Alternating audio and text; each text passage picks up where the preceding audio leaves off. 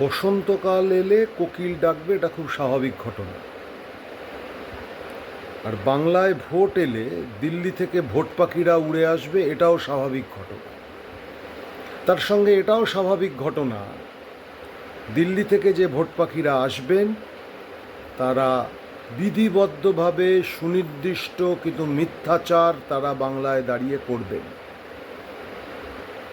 দিল্লির সরকারের স্বরাষ্ট্র দপ্তর বারবার ঘোষণা করছে ক্রাইম রেকর্ডস ইত্যাদি সমস্ত কিছুর ভিত্তিতে কলকাতা শহর হচ্ছে নারীদের জন্য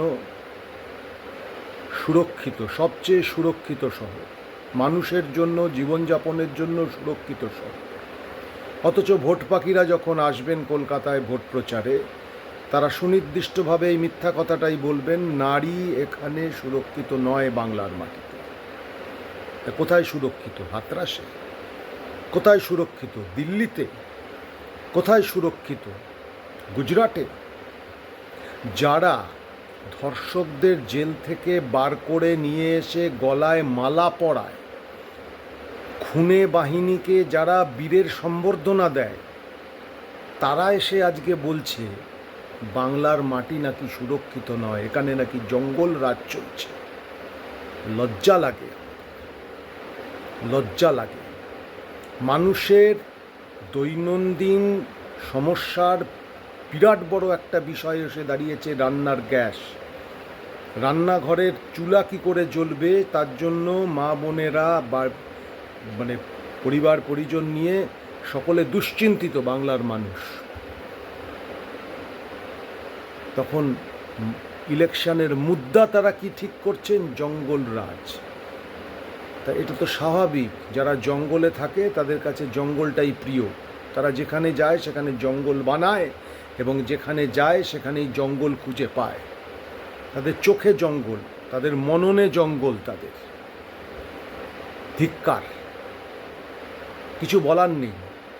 এসআইআর করে বাংলার মানুষকে 1,25,00,000 মানুষকে পথে বসিয়েছে যারা, তারা এসে বড় বড় কথা বলছে। যারা নারী সুরক্ষার কথা বলে, বাংলার নির্বাচিত জনপ্রতিনিধি মন্ত্রী শশী পাজা, ডক্টর শশী পাজা, তিনি আক্রান্ত, তার বাড়ি আক্রান্ত এই ভিন রাজ্যের গুন্ডা বাহিনীর হাতে। এই গুন্ডা বাহিনীরা এসছে কেন? বাসে চড়ে, ট্রেনে চেপে এসেছে ভোট পাখির ময়দান ভরাতে। ধিক্কার, আর কিছু বলার নেই।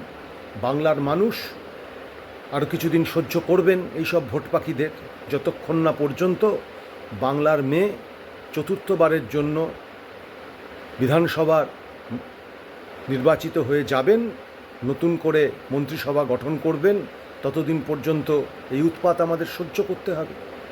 কিছু করার নেই। আমরা শুধু বলতে পারি ধিক্কার, ধিক্কার, ধিক্কার।